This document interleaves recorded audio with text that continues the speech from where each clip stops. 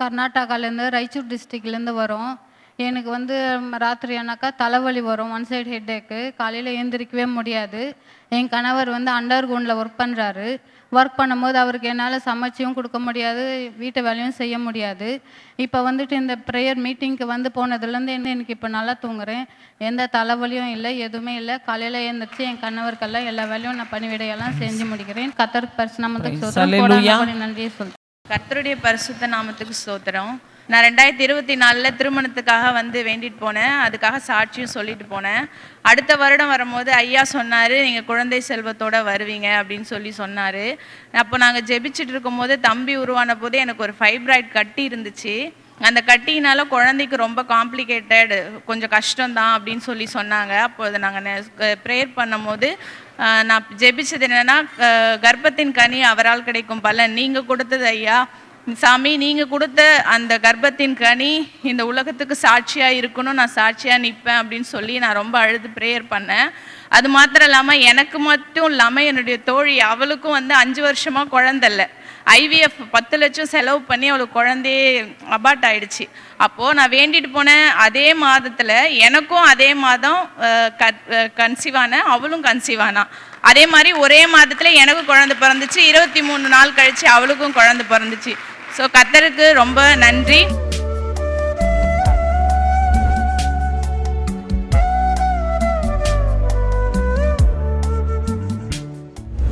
கிறிஸ்துவுக்குள் மிகவும் பிரியமான எனதருமை சகோதர சகோதரிகளே, நம்மை சிருஷ்டித்தவரும் நம்மை உண்டாக்கினவரும் நம்மை ஒருபோதும் மறந்து போகாதவருமாகிய இயேசு கிறிஸ்துவினையற்ற நாமத்தினாலே உங்கள் எல்லாரையும் வாழ்த்தி ஆசீர்வதிக்கிறேன். அல்லேலூயா. எல்லாரும் சந்தோஷமாக இருக்கீங்களா? இந்த நாளிலும் ஆண்டவருடைய பாதப்படியில் அமர்ந்து, ஆண்டவரே, என் பிள்ளைகளுக்கு என்ன வார்த்தை சொல்ல விரும்புகிறேன், என்ன வார்த்தை சொல்லி என் பிள்ளைகளை ஆசீர்வதிக்க பரலோகம் திட்டம் போட்டிருக்கிறது.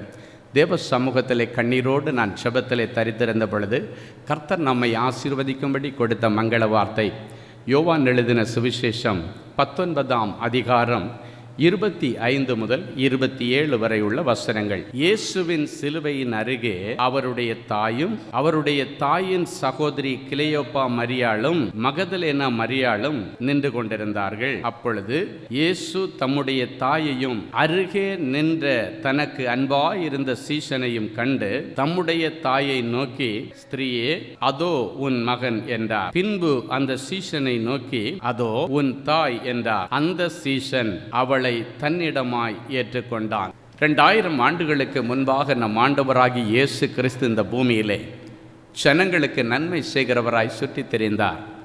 அதே இயேசு இன்றைக்கு நம் மத்தியிலும் நன்மை செய்கிறவராக எழுந்தருளி வந்திருக்கிறார். நன்மை செய்த அவருக்கு தீமை காத்திருந்தது.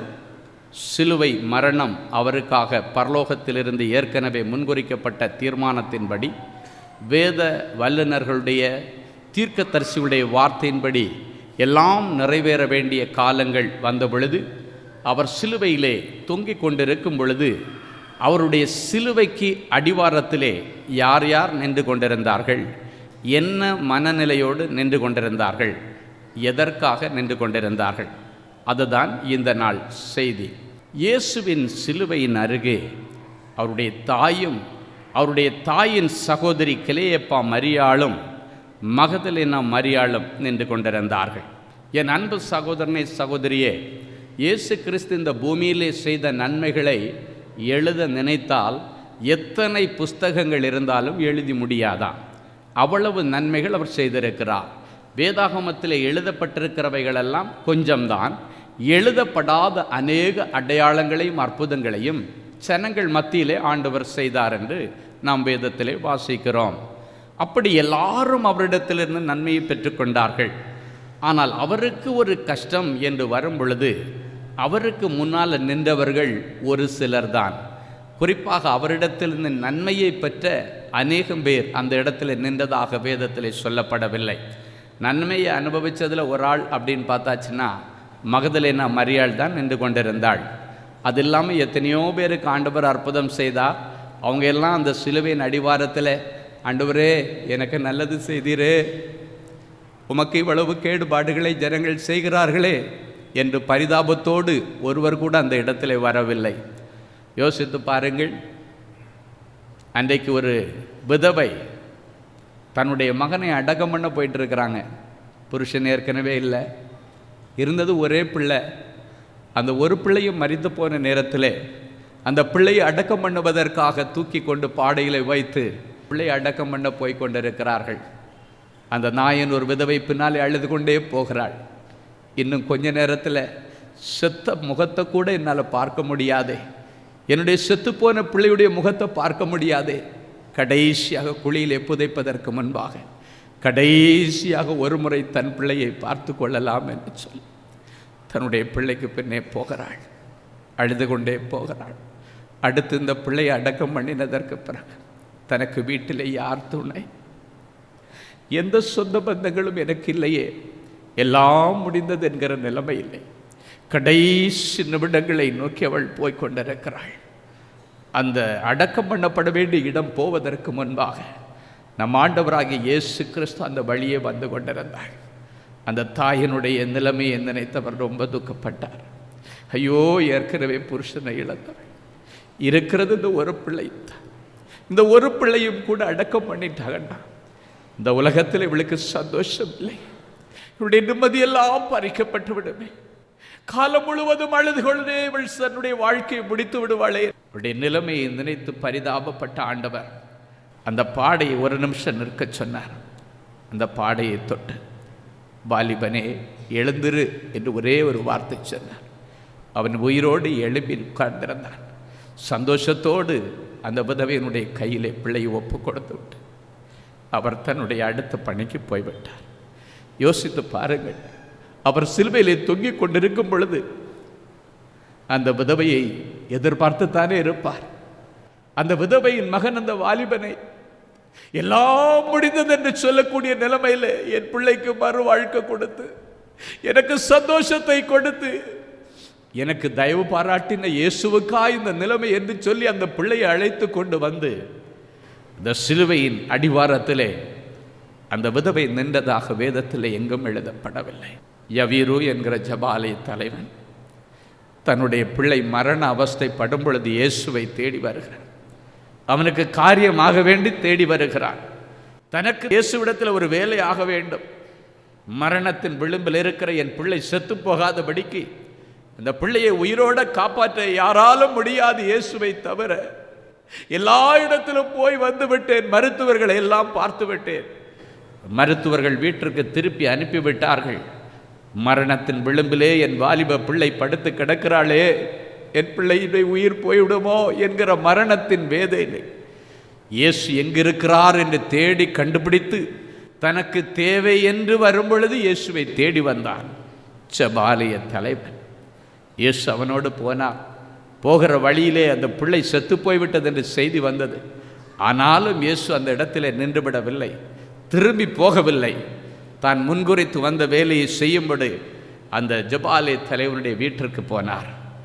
ஜபாலய தலைவனுடைய பிள்ளை செத்துப்போன அந்த பிள்ளையை தலிதா கூமி என்று ஒரே ஒரு வார்த்தையை சொல்லி அந்த பிள்ளையை உயிரோடு எழுப்பி தகப்பன் கையிலே ஒப்பு கொடுத்து விட்டு திரும்பி வந்தார்.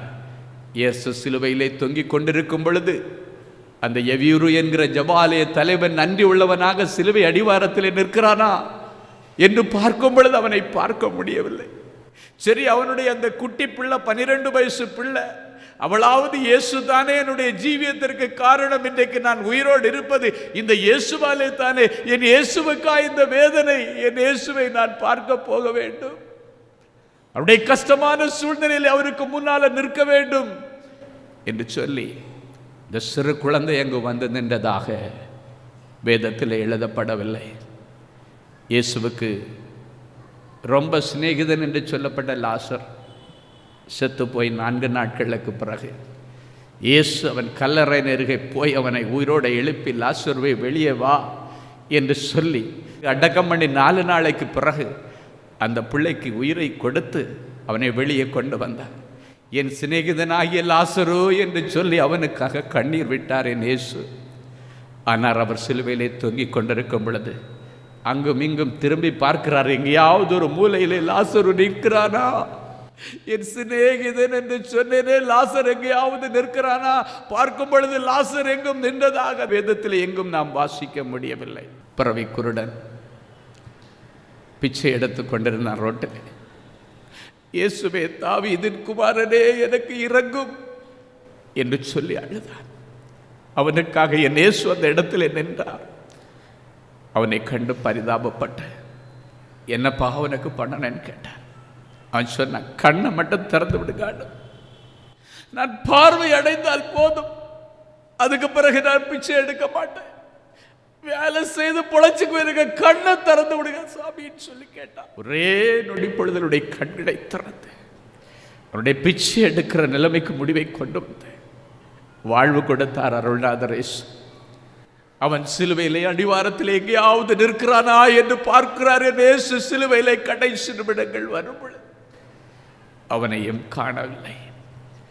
நன்றி அறிதல் இல்லாத ஜனங்கள் மத்தியிலே ஊழியம் செய்த இயேசு கிறிஸ்து பெரிய ஏமாற்றத்தோடு சிலுவையிலே தொங்கிக் கொண்டிருக்கிறார். அப்பொழுது அவருடைய கண்களுக்கு முன்பாக சிலர் நின்றார்கள். ஒன்று அவருடைய தாய். எந்த தாய் தன்னை வளர்த்து ஆளாக்கி பாலூட்டி சீராட்டி தன்னுடைய எல்லா காரியத்திலும் முன்னிடத்திலே நின்று கடைசி சிலுவை சுமந்து கொண்டு வரும் பொழுதும் பின்னாலே வருகிறாள். தன் பிள்ளை விழுந்து விழுந்து விழுந்து எழும்புகிறதை பார்த்து அழுது கொண்டே வருகிறாள். ஒரு இடத்திலே தன் தாயை சந்திக்கிறார். துக்கத்தோடு மறுபடியும் சிலுவை சுமக்கிறார். கடைசி வரைக்கும் அந்த தாய் தான் பின்னாலே வந்தார். சிலுவையின் அடிவாரத்திலே பார்க்கும் பொழுது என் தாய்க்கு 30 வயது வரைக்கும் நான் செய்ய வேண்டிய எல்லா கடமைகளையும் நான் நிறைவேற்றினேன்.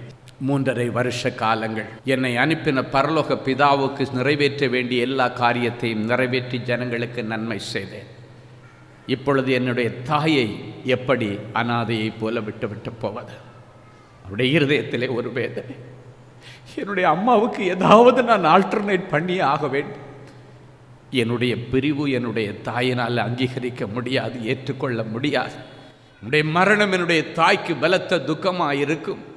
எதையாவது என் தாய்க்கு செய்ய வேண்டுமே. ஒரு பொறுப்புணர்ச்சியிலே சிலுவையிலே தொங்கிக் கொண்டிருக்கிற இயேசு கிறிஸ்து பிள்ளை என்கிற ஸ்தானத்தினுடைய ஒரு பொறுப்புணர்ச்சி அவருடைய இருதயத்திலே வேதனையை கொடுத்தது. என்ன செய்வதென்று யோசிக்கிறான். பக்கத்திலே நின்று கொண்டிருக்கிறான் தனக்கு அருமையான சீஷன். மற்ற சீடர்கள் எல்லாம் ஓடி ஒளிந்து விட்டார்கள். ஒரே ஒரு சீஷன் யோவான் மாத்திரம் அவருடைய சிலுவையின் அடிவாரத்தில் நின்று கொண்டு, என்னை மிகவும் நேசித்த என் இயேசு கிறிஸ்துவுக்கு இந்த நிலைமை ஆகிவிட்டதே. அவன் அழுது கொண்டே இருக்கிறான். பக்கத்திலே தாய் அழுகிறாள். இந்த பக்கத்தில் பார்த்தாச்சுன்னா தான் மிகவும் நேசித்த சிநேகிதனாகி யோவான் என்று அழுது கொண்டிருக்கிறார். அப்பொழுதுதான் ஆண்டவர் தன்னுடைய தாய்க்கு எதையாவது ஒரு ஆறுதலான காரியம் செய்ய வேண்டும் என்று சொல்லி தான் மிகவும் நேசித்த சீசனை அந்த தாயிடத்திலே காண்பித்து, அம்மா இதோ நிற்கிறானே, இவன் தான் இன்னைக்கு பிறகு உனக்கு பிள்ளை, இவனை உன்னுடைய பிள்ளையாக ஏற்றுக்கொள். கடைசி நிமிஷத்தில் கூட தன் தாய்க்கு எவ்வளவு பொறுப்புள்ள ஒரு பிள்ளையாக செயல்பட வேண்டும், அவ்வளவு பொறுப்புள்ள பிள்ளையாக நின்று, இதை தவிர என்னால் இப்ப வேற ஒன்றும் செய்ய முடியலாமா? என்னுடைய இடத்துல என்னுடைய நெருங்கின சிநேகிதனாகிய யோவானை என்னுடைய கஷ்டத்தின் நஷ்டத்திலும் கடைசி வரைக்கும் நின்ன ஒரே சீசன் இவன் தான். மற்றவர்கள் எல்லாம் ஓடிவிட்டார்கள். வேற யாரையும் நம்பி அம்மா ஒன்று நான் யார்கிட்டையும் ஒப்படைக்க முடியாது, எல்லாரும் கஷ்டம் வந்தோடனே ஓடினாங்க. ஆனால் கடைசி வரைக்கும் சிலுவை அடிவாரத்தில் நிற்கிற ஒரே ஒரு சீசன் உண்டானால் இவன் மாத்திரம்தான். இவனை நம்பி நான் உங்களை இவனிடத்தில் ஒப்படைக்கலாம், கடைசி வரைக்கும் பார்த்து கொள்வார் என்று சொல்லி உன்னுடைய மகன் என்று சொல்லி ஒரு சிறிய மாற்று ஏற்பாடு செய்கிறார். அதோடு விடவில்லை, தான் நெருங்கின சீசனை பார்த்து சொல்லுகிறார், எப்பா எனக்கு ஏதாவது செய்யணும்னு நீ நினச்சேன்னா எங்கள் அம்மாவை கடைசி வரைக்கும் கண்கலங்காமல் பார்த்துக்கப்பா, இந்த நிமிஷத்தில் இருந்து இது உன்னுடைய தாய் என்று சொல்லுங்க. நெகிழ்ச்சி நிறைந்த சம்பவங்கள் நடந்தது. சிலுவையிலே கடைசி நிமிடங்களிலே உணர்ச்சி பொங்கின நிலைமையிலே தாய் உணர்ச்சி பரவசப்பட்டு நிற்கிற தன்னுடைய நெருங்கின சிநேகிதனாகிய அப்போஸ்தலனாகிய யோவான், துடி துடித்து சிலுவையில் தொங்கிக் கொண்டிருக்கிற இயேசு கிறிஸ்து கீழே பார்த்தார். தன்னுடைய பொறுப்பை நிறைவேற்றினார். நிறைவேற்றி முடிச்சிட்டு தான் எல்லாம் முடிந்தது என்று சொல்கிறார். என் அன்பு சகோதரனே, சகோதரி, இதிலிருந்து இயேசு இன்றைக்கு நமக்கு என்ன சொல்ல போகிறார்? பொறுப்பற்ற புருஷன்மார்கள் அநேகம் பேர் இருக்கிறீர்கள். உன்னை நம்பி கொடுத்த மனைவிக்கு ஒரு பொறுப்பு இல்லாமல் எங்கே போனாலும் எங்கே போகிறேன்னு சொல்கிறதில்ல, வேலைக்கு போனால் சொல்கிறதில்ல, வெளியூர் போனால் சொல்கிறதில்ல, ஊழியத்துக்கு போனால் சொல்கிறதில்ல. நான் எதுக்கு சொல்லணும் உங்ககிட்ட? நீ என்ன பெரிய வானத்திலிருந்து வந்தவளா? ஏதோ வார்த்தைகளை பேசுகிறார் பொறுப்பில்லாத புருஷன்மார்கள். என் அன்பு சகோதரனை, சகோதரிய, வாழ்க்கை என்பது ஒரு பிடிமானத்தோடு ஓடப்பட வேண்டிய ஒரு ஓட்டம். ஒரு மனுஷன் தனியாக ஓடினால் அவனால் சரியாக ஓட முடியாது என்பதற்காகத்தான் அவனுக்கு பேரலா ஒரு ஏற்ற துணையை கொடுத்து கடைசி வரைக்கும் முன்னோடு கூட இவள் தான் ஓடுவாள் என்று சொல்லி ஒரு மனைவியை கொடுக்கிறாள். ஆனால் அந்த மனைவியிடத்திலே மனுஷனுக்கு அன்பில்லை. பொறுப்பில்லாமல் நடந்து கொள்கிறான். மனைவி சாப்பிட்டாளா, தூங்கினாளா, உடம்பு சரியில்லைன்னு சொன்னாலே, ஏதாவது மாத்திரை சாப்பிட்டாளா, இந்த ஆஸ்பத்திரிக்கு போயிட்டு வந்தியா, காலையில் ஆஃபீஸுக்கு போகும்போது நெருப்பு கொதிக்கிறது மாதிரி உடம்பு சூடாக இருக்கும். எப்பா எனக்கு முடியலை, இன்னைக்கு ஒரு நாள் லீவ் போட்டு பாருங்க, எனக்கு பயமாக இருக்கிறது, உடம்பெல்லாம் கொதிக்கிறது. அதையும் தாண்டி உறவும் இரத்த அன்பும் செத்துப்போய் பணம் உன்னுடைய கண்களுக்கு முன்பாக நிற்கிறபடியினாலே உன்னுடைய மனைவியை துச்சமாய் எண்ணி போட்டுவிட்டு வேலைக்கு போகிற என் இயேசு சந்தோஷப்படுவாரா? அப்படி நீ சம்பாதிச்சுட்டு வருகிற பணம் யாருக்கு வேண்டும்? ஒருவேளை நீ சம்பாதிச்சுட்டு வரும்பொழுது அவள் உயிரோடு இருந்தால் தான் அவள் அதை அனுபவிப்பதற்கு. பொறுப்பற்ற நிலைமையில் இருக்கிற புருஷன்மார்கள் எல்லாம் இன்றைக்கு மனம் திரும்ப வேண்டும். சிலுவையின் பாடங்களை ஆண்டவர் கற்றுக் கொடுத்து கொண்டிருக்கிறார். கடைசி நிமிடத்தில் கூட தான் ஒரு பிள்ளை தன்னுடைய தாய்க்கு செய்ய வேண்டிய பொறுப்பை நிறைவேற்றின நிறைவோடு கூட தான் எல்லாம் முடிந்தது என்று சொல்லுகிறார். ஜனங்களுக்கு செய்ய வேண்டிய, பரலோக தேவனுக்கு கட்டுப்பட்டு செய்ய வேண்டிய எல்லா காரியங்களையும் செய்து முடித்தார். நிறைவாகத்தான் தன்னுடைய ஜீவனை விட்டார். பொறுப்புகளை எல்லாம் சரியாக ஒப்படைத்து விட்டு சரியாக தன்னுடைய ஜீவனை பிதாவினிடத்திலே ஒப்பு கொடுத்தார். என் அன்பு சகோதரனை, சகோதரியே, இன்றைக்கி நீங்கள் ஒரு தீர்மானம் எடுக்கணும். உன் மனைவி உன்னிடத்தில் கதறி அழுதலாம், கொஞ்சமாவது பொறுப்போடு நடந்துக்கப்பா, நான் ரொம்ப கஷ்டப்படுறேன், பிள்ளைங்களை வச்சுட்டு கஷ்டப்படுறேன், சம்பளத்தை வாங்கி கொண்டு கொடுப்பா அப்படின்னு உங்கள் காலில் விழுந்திருக்கலாம். நிறைய புருஷன்மார்கள் ஏதோ மனைவி பிள்ளைகளுக்கு பிச்சை போடுற மாதிரி ஏதோ காசை கொடுத்துட்டு வாங்குகிற சம்பளத்தை எல்லாம் கொண்டு போய் குடித்து வரிச்சு வேசிகளுக்கு கொண்டு போய் செலவு பண்ணிவிட்டு கடைசியாக பண்ணிக்கு முன்னால் போடுகிற முத்துக்களை போல் ஏதோ நாலெண்ணத்தை போட்டுட்டு இதை வச்சு கஞ்சியோ கூழோ குடிச்சிட்டு கிடைங்க. அவரை நல்ல சந்தோஷமாக பிரியாணி சாப்பிட்டுட்டு எங்கெல்லாம் சுற்றணுமோ சுற்றிட்டு தண்ணியெல்லாம் அடிச்சுட்டு வருவார். ஆனால் தன்னுடைய மனைவி பிள்ளைகளுக்கு சரியான ஆகாரம் கூட இல்லாத நிலைமையில் எவ்வளவோ புருஷன்மார்கள் இருக்கிறார்கள். ஒருவேளை இன்னைக்கு அப்படிப்பட்டவர்கள் இங்கே இருந்தால் உங்களிடத்தில் ஒரு நல்ல பொறுப்புணர்ச்சியை ஆண்டவர் எதிர்பார்க்கிறார். எப்படி உன்னை நம்பி ஆண்டவர் ஒரு மனைவியை கொடுத்தார், எப்படி பிள்ளைகளை கொடுத்தார், அந்த பொறுப்பை நீங்கள் எப்படி நிறைவேற்ற வேண்டும் என்பதை குறித்து இன்றைக்கு ஆண்டவர் உங்களோடு பேசிக்கொண்டிருக்கிறார். இதோ உன்னுடைய தாய், இதோ உன்னுடைய மகன். பொறுப்புள்ள என் ஆண்டவராகிய இயேசு கிறிஸ்து சிலுவையில் நின்று தொங்கிக் கொண்டிருக்கிற வேளையில் சொன்ன வார்த்தைகள். இன்றைக்கு மனம் திரும்புங்கள். எங்கே போனாலும் உங்கள் மனைவிட்ட சொல்லாமல் போகாதீங்க. இந்த ஊருக்கு போகிறேன், இத்தனை நாள் ஆகும் வர்றதுக்கு. நிறைய பேருக்கு ஈகோ, நான் எதுக்கு சொல்லணும், போயிட்டு சொல்லுவார். நல்லா தெரியும், இங்கேருந்து வீட்டிலேருந்து கிளம்பும்போது இன்றைக்கி வர முடியாது, நாளைக்கு தான் வர முடியும், ஆனால் சொல்ல மாட்டார். அங்கே போயிட்டு தான் ஃபோன் பண்ணுவார், கலெக்டர் மாதிரி. இன்றைக்கி நான் வரமாட்டேன், நாளைக்கு தான் வருவேன். சாப்பிட்டுக்கிறதுக்கு இப்போ அரிசி இருக்கா, பருப்பு இருக்கா, ஒன்றும் கேள்வி கிடையாது, நான் நாளைக்கு தான் வருவேன். அடுத்த நாள் ஃபோன் பண்ணுவார், இன்னும் நான் வர்றதுக்கு 2 நாள் ஆகும். சிலர் இதை சொல்கிறாங்க, சிலர் அது கூட சொல்கிறதில்ல. இவர் போனவர் எங்கே உயிரோடு இருக்கிறாரா இல்லையா, எங்கே போனாரோ ஒன்றுமே தெரியாது. ஊருக்கெல்லாம் ஃபோன் பண்ணுவார், நான் இங்கே இருக்கேன் அங்கே இருக்கிறேன். அவங்க அம்மாவுக்கு ஃபோன் பண்ணுவார், அக்காவுக்கு ஃபோன் பண்ணுவார், தம்பிக்கு ஃபோன் பண்ணுவார். ஆனால் மனைவிக்கு பண்ண மாட்டார். ஈகோ. இன்றைக்கி அவை எல்லாவற்றிலும் தேவனுடைய பிள்ளைகள் மனம் திரும்ப வேண்டும். பரலோகத்தின் தேவன் அதை பார்த்து கதறுகிறார். பொறுப்பில்லாத நிலைமை. இன்றைக்கு அப்படிப்பட்ட பொறுப்பற்ற பிள்ளைகளிடத்திலே ஆண்டவர் இன்றைக்கு பொறுப்பை எதிர்பார்க்கிறார். அல்லேலூயா. அன்பின் பரலோக பிதாவே, உமக்கு நன்றி செலுத்துகிறோம். இயேசுவின் நாமத்தினாலே என் பிள்ளைகளை ஆசீர்வதிக்கிறேன். சிலுவையின் அடிவாரத்தில் நின்ற நெஞ்சை நெகிழ வைக்கிற சிலரை குறித்து இன்றைக்கு நீர் எங்களோடு பேசினீர். உமக்கு நன்றி. அது குடும்பம் சம்பந்தப்பட்டமாக இருந்தபடியினாலே உமக்கு நன்றி செலுத்துகிறோம்.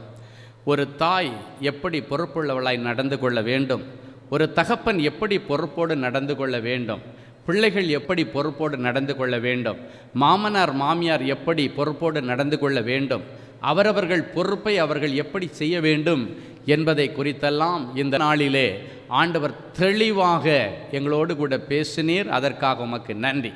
அதுபோல நாங்கள் இருக்கிற நிலைமையிலே நீர் எங்களை ஏற்றுக்கொண்டிருக்கிறது போல எங்களை சுற்றி இருக்கிறவர்களிடத்தில் ஏதாவது குற்றங்கள் குறைகள் இருந்தாலும் தவறுகள் இருந்தாலும் அவற்றை மன்னித்து அவர்களை ஏற்றுக்கொள்ளுகிற கிருபையின் பக்குவத்தையும் எங்களுக்கு நீர் கற்றுக் கொடுத்தீர். அதற்காக உமக்கு நன்றி. நீர் சொன்ன காரியங்களிலே யார் யார் குறைவுபட்ட பாத்திரத்தோடு வந்திருக்கிறார்களோ அவர்களை நிறைவான பாத்திரமாக நீர் அனுப்பி இன்றைக்கு வரைக்கும் யார் யார் தன்னுடைய மனைவியை மனசார ஏற்றுக்கொள்ளாமல் பார்வைக்கு மனைவியாக இருக்கிறா, மற்றபடி என்னுடைய மனசுக்கு அவள் பிடித்தமான மனைவி இல்லை அப்படின்னு சொல்லி கொண்டிருக்கிறார்களோ அத்தனை பேரும் இன்றைக்கு இந்த நிமிஷத்தில் அவருடைய கட்டப்பட்ட இதய கண்களை திறந்து தன்னுடைய மனைவியை மனசார ஏற்றுக்கொள்ளுகிற கிருபையை தாரும். புருஷனை மனசார ஏற்றுக்கொள்ளாமல் ஏதோ பட்டுப்படாமல் இருக்கிற மனைவிமார்கள் எத்தனை பேர் இருந்தாலும் ஆத்மார்த்தமாக தன்னுடைய புருஷனை ஏற்றுக்கொண்டு தன்னுடைய புருஷனோடு இணைந்து பக்தியுள்ள சந்ததியை உருவாக்க ஆண்டவர் என் பிள்ளைகளுக்கு அனுக்கிரகம் பண்ணுவீராக. பெற்றோர்களை துரத்தி விட்டிருக்கிற பிள்ளைகள் யார் யார் இருந்தாலும் அவர்களை சேர்த்து கொள்ளுகிற விசேஷித்த கிருபையை ஆண்டவர் அவர்களுக்கு தருவீராக. எல்லா தடைகள் நீங்கட்டும். அதே போல் எந்தெந்த பெற்றோர்கள் தங்களுடைய பிள்ளைகளை ஏதோ ஒரு தவறு செய்ததற்காக பிரித்து விட்டார்களோ அவர்களை வீட்டில் ஏற்றுக்கொள்ளாத அளவுக்கு அவங்க பெரிய கொலைபாதகம் பண்ண மாதிரி ஒதுக்கி வச்சிருக்கிறாங்களோ அத்தனை பிள்ளைகளையும் இந்த ஈஸ்டர் பண்டிகை நாட்களுக்கு முன்பாக மன்னித்து ஏற்றுக்கொள்ள ஆண்டவர் அனுக்கிரகம் பண்ணும். அந்த பிள்ளைகள் பலமுறை வந்தும் துரத்தி விட்டிருக்கிற பெற்றோர்கள் இங்கு உண்டு. ஆண்டவர் அவர்களை மன்னித்து ஏற்றுக்கொள்ளும்படி சொல்லுகிறதற்காய் ஸ்தோத்திரம். உன் பிள்ளை அவமானத்தை கொண்டு வந்திருக்கலாம், அந்த அவமானத்தை நிமித்தம் தலகாட்ட முடியலன்னு பிள்ளைகளை துரத்தி விட்டிருக்கலாம். ஆனாலும் அவர்களை மன்னித்து ஏற்றுக்கொள்ளுங்கள். ஆண்டவருக்கு அடுத்தபடியாக உங்களை விட்டு அவர்களுக்கு யார் உண்டு என்கிற வார்த்தையின் கொஸ்டினை என் பிள்ளைகளுடைய இருதயத்தில் போட்டு அவர்களை ஏற்றுக்கொண்டு வரப்போகிற பண்டிகை நாளிலே குடும்பமாக ஐக்கியமாக பண்டிகை கொண்டாட ஆண்டவர் அனுக்கிரகம் பண்ணுவீராக. துரத்தப்பட்ட எப்தாவுக்கு ஆறுதலாயிருந்த ஆண்டவர் இப்பொழுதும் துரத்தப்பட்ட நிலைமையில எத்தனை பேர் இங்கே வந்திருக்கிறார்களோ அத்தனை பேரையும் ஆண்டவர் ஏற்றுக்கொண்டு எப்தாவை பராக்கிரமசாலியாய் மாற்றின ஆண்டவர் இவர்களையும் பராக்கிரமசாலிகளாக ஆண்டவர் மாற்றுவீராக. தேவ சமாதானம் என் பிள்ளைகளை மூடும்படியாக நான் ஜெபிக்கிறேன். பிதா குமாரன் பரிசுத்தாவியின் பேரால நிறைஞ்ச மனசு என் பிள்ளைகளை ஆசீர்வதிக்கிறேன். இன்றைக்கு பிறகு இவருடைய குடும்பம் குட்டி நரகமாய் இராமல் குட்டி பரலோகமாய் மாறும்படி பரலோகத்தின் தேவன் இவர்களை ஆசீர்வதிப்பீராக. தொடர்ந்து கிருபை சூழ்ந்து கொள்ளட்டும். இயேசுவின் மூலம் பிதாவே, ஆமேன். அன்பு தேவனுடைய பிள்ளைகளே, இந்நிகழ்ச்சியின் மூலம் நீங்கள் பெற்றுக்கொண்ட ஆசீர்வாதங்களையும் உங்கள் ஜெப விண்ணப்பங்களையும் அனுப்ப வேண்டிய முகவரி தேவனின் அன்பு ஊழியங்கள், எண் 340B பார் 1A 3B1 Vinayak avenue, OMR road, Okkiyam, Thoraipakkam, Chennai 600097. இது இந்தியன் ஆயில் பெட்ரோல் பங்க் எதிரில் அமைந்துள்ளது மற்றும் காக்னிசன்ட் டெக்னாலஜி சொல்யூஷன்ஸ் அருகிலும் அமைந்துள்ளது. மின்னஞ்சல் prayer@godsloveministries.co.in. எங்களது இணையதளம் www.godsloveministries.co.in. மேலும் 24 மணி நேர ஜெப உதவிக்கு 04454479999 மற்றும் 9941950999 என்ற எண்களுக்கு தொடர்பு கொள்ளுங்கள். கர்த்தர் தாமே உங்களை ஆசீர்வதிப்பாராக.